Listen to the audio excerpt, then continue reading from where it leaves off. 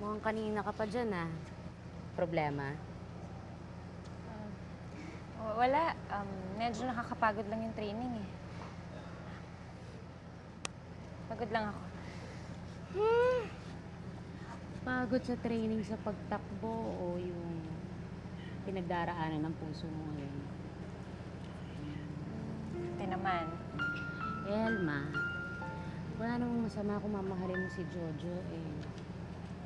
Alam mo, mabilis yung 100-meter dash ng buhay natin.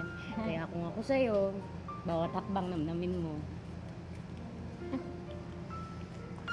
Hindi naman papayag si Coach eh. Baka mamaya magalit pa yun sa akin. Teka, makapagsalita ka, parang na-in-love ka na. Ate, may hindi ka ba sinasabi sa akin? Hindi ka naman nagtatanong eh. Ibig sabihin, may naging nobyo ka sa probinsya nung umalis ako? Sa katunayan, mag-isang taon na kami. Ah, ikaw talaga? Hindi mo sinasabi sa akin, talagang... Ate, ayos ka na? Medyo sumakit lang yung dibdib ko. Mainit siguro kanina. Hindi. Sigurado ka? Okay lang ako.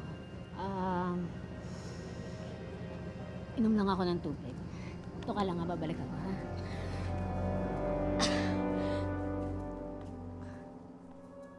Dahil sa ipinamalas na katatagan at determinasyon, nagtuloy-tuloy ang tagumpay ni Elma sa mga kompetisyong kanyang sinalihan, mapadito man sa atin o sa ibang bansa. Taong 1988, nang tanghalin si Elma bilang Most Versatile Athlete sa 1993 Philippine Sports Commission Awards dahil sa husay nito sa sprint, long jump at hurdle. Subalit sadyang mapagbiro ang tadhana. Taong 1989, nang pumanaw ang kapatid nitong si Gemma dahil sa sakit sa puso.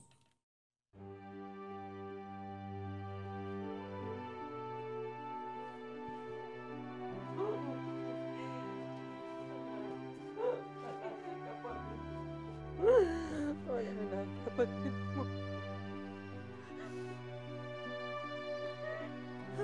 Wala na akong kakampi.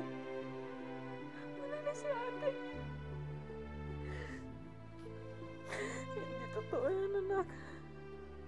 Andito pa naman ako. Andito pa ang tatay mo. Nay, patawarin niyo ako sa mga pagkukulang ko. Patawarin niyo ako at sinaktan ko kayo.